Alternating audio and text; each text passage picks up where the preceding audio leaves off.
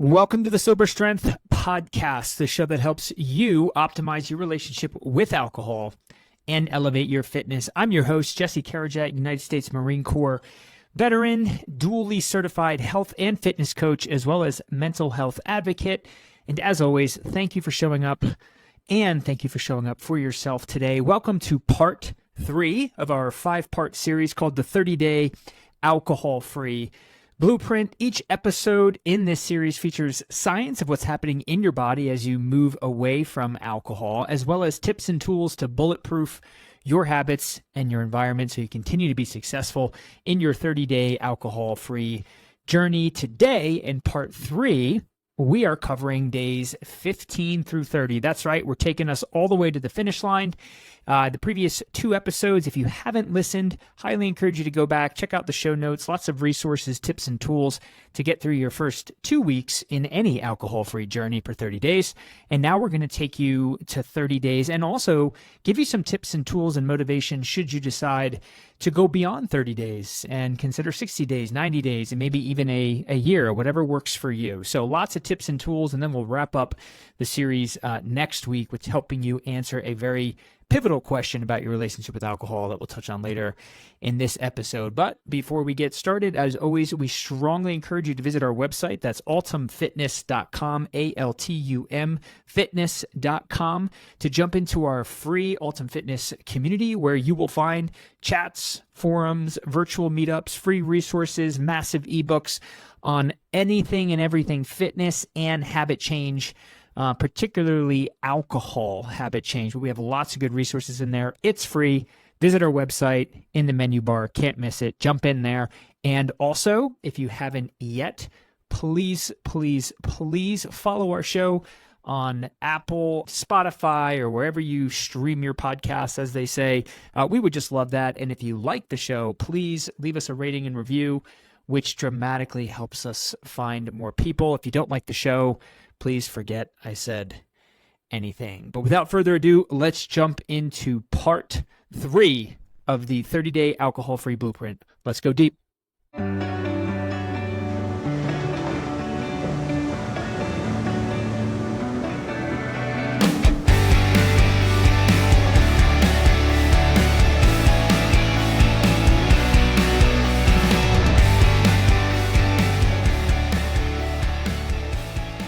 All right, everybody, welcome to the show. As mentioned in the intro, we're going to be covering days 15 through 30, taking us to the finish line. Today, we're really going to be going deeper and adding some kind of final tips to put in your tool belt. So first, just like in the last 2 episodes in this series, let's talk about some science. So you might be wondering, what is happening in my body now as I enter weeks 3, 4, and beyond without alcohol? Now, typically what you'll see happening is weight loss. We mentioned in a previous episode, sugar, calories, those things are associated with most alcoholic drinks. So as you go into weeks 3 and 4, provided you didn't turn to food and eat more, and provided you also took some of our tips and started exercising more, your weight loss and just overall how you're feeling, how you're looking, that should be markedly improved. Also, most physical and psychological symptoms of withdrawal should have subsided to a point where you still feel some triggers, you still feel some urges. Maybe you see some people drinking, there's a sight or a sound or a smell that makes you think of alcohol and you get that initial craving. Like, that's understandable.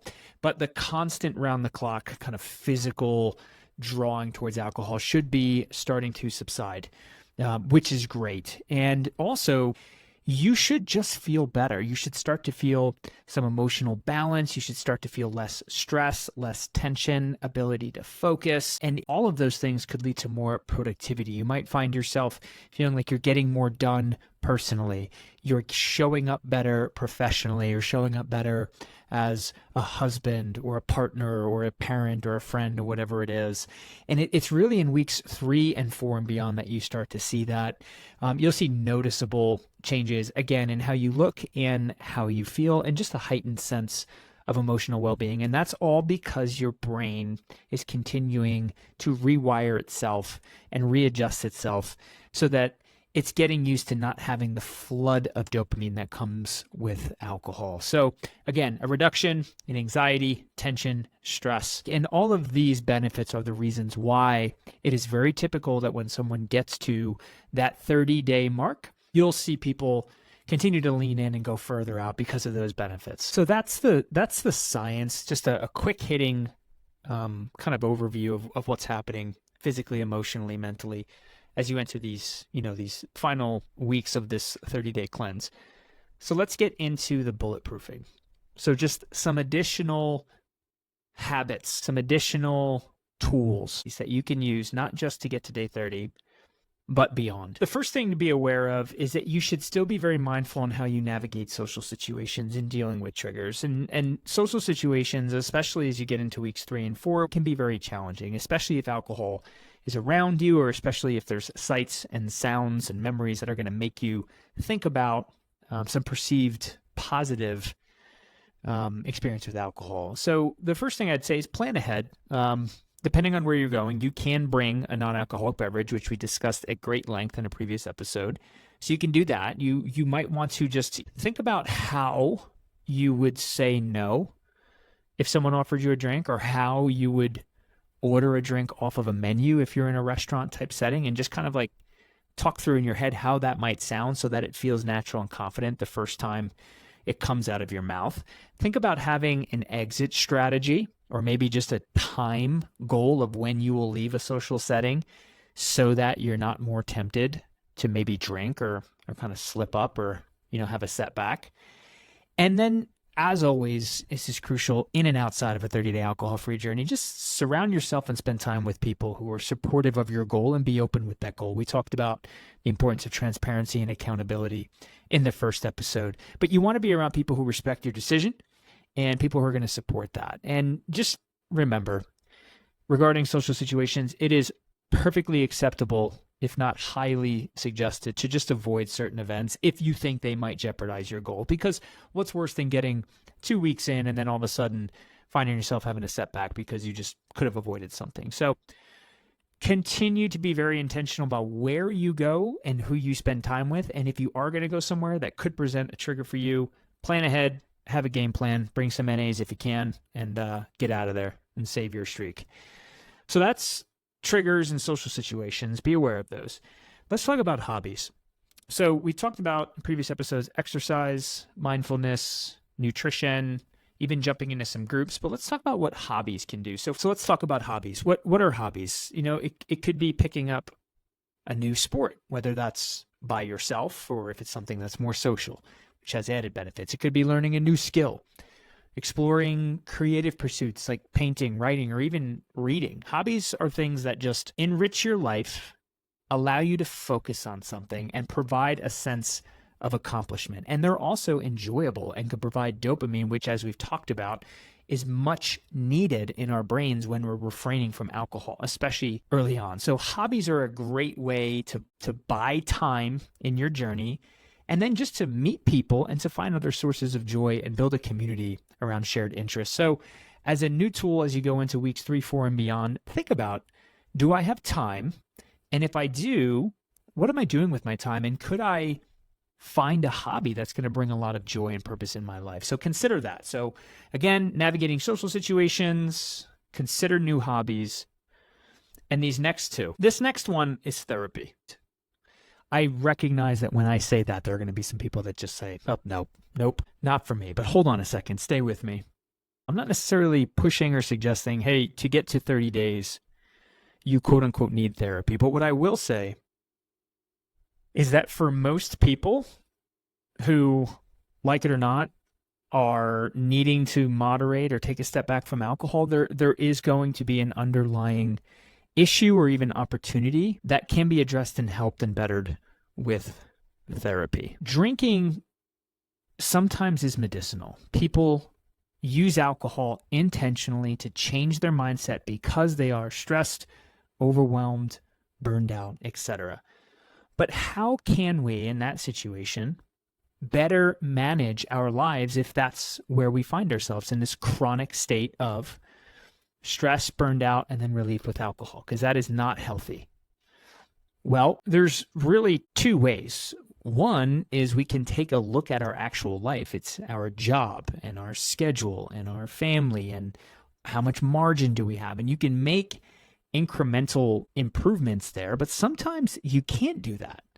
You can't change your job. Our circumstances are not always things that we can change. With that said, what do? Well, we can learn how to better manage our response to those circumstances. And what we can also do is self-discovery with the help of a therapist and learn, and this is the question we should ask ourselves, am I disproportionately responding in a negative way and experiencing this stress and pressure because of something that's innate or some learned experience that I have had? And those are challenging questions to ask. And most likely the answer is yes. So therapy can be incredibly beneficial in addressing those underlying causes of your alcohol reliance.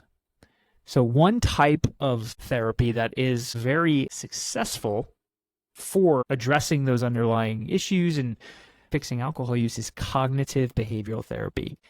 CBT helps alongside a therapist in identifying and changing negative thought patterns and behaviors. Therapists who are trained and certified provide strategies to manage stress, cope with life, cope with triggers, and build overall resilience. So exploring the root causes of your alcohol use while you're also refraining from alcohol and while you're also optimizing those other habits and lifestyle factors like nutrition and sleep is how you truly bulletproof your life, especially as it relates to alcohol. So if you have not explored therapy, there's so many ways you can do it. You can do it virtually. Some of these therapy sites now, it's almost like a dating site. Like you can type in, you want a male, you want them this old and this background and this specialty, and you can read their profile and you can review them and you can pick one and you can trial them and you can kind of shop and find the right person for you. Or you can ask friends for a referral and talk to people you know in your circle to find one. But takeaway here is consider for the first time or for the first time in a long time, exploring therapy to kind of finally put behind you maybe some unhealthy mindsets or unhealthy tendencies or habits that you're dragging along that will lead to eventual inevitable alcohol setbacks in the future. So therapy is something I strongly recommend for anyone, really.